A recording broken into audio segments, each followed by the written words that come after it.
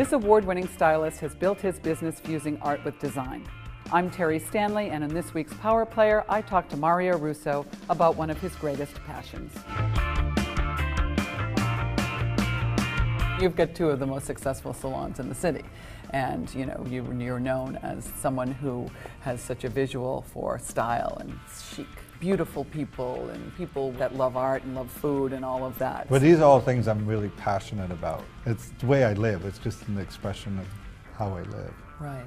Now you are an avid collector. Yes. I understand. So who are some of your favorite artists, and who do you love Well, to collect? there's many. Early on, I was very interested in the sort of minimalist color field.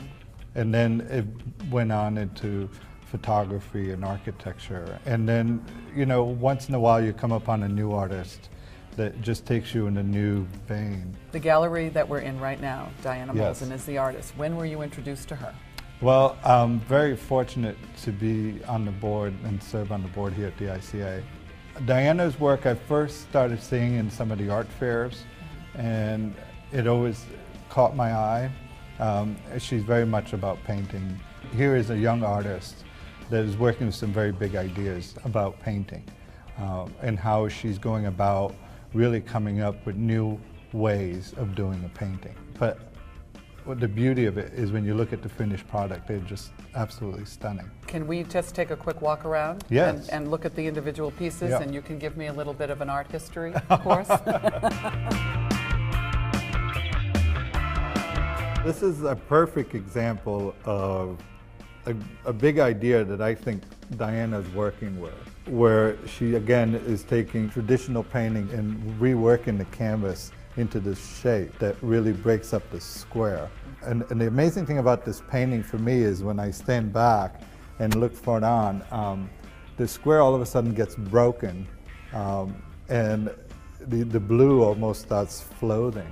So what else do you like in here? I mean, I know that you love all of it, but what else? Well, a painting like this is really important, where, she's taken the influence of the gallery into the actual work.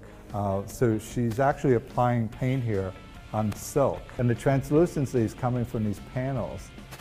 In the ceiling. In the ceiling. Mm-hmm. And she's sort of translating that into a painting. And here's another perfect example where she's taken the canvas and disassembling the actual canvas and reworking it into these shapes and these knots. Mario, what is this over here? This is beautiful. Yeah, when we were in the studio, Diane, there was a painting there that I absolutely loved. And what she calls these are palette paintings, where when she has some residue from a paintbrush, she will just go and make a strike on this. Like that? Yeah, so and then at the end, when she's happy with it, she calls it a finished painting. This is extraordinary. What is this?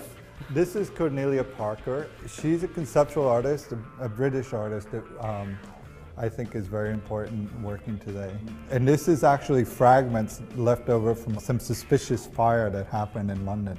And each one of these, I would imagine, has its very own particular place in this. Correct. It isn't as though they're just strung together. I've seen them put this together because this piece has been moved.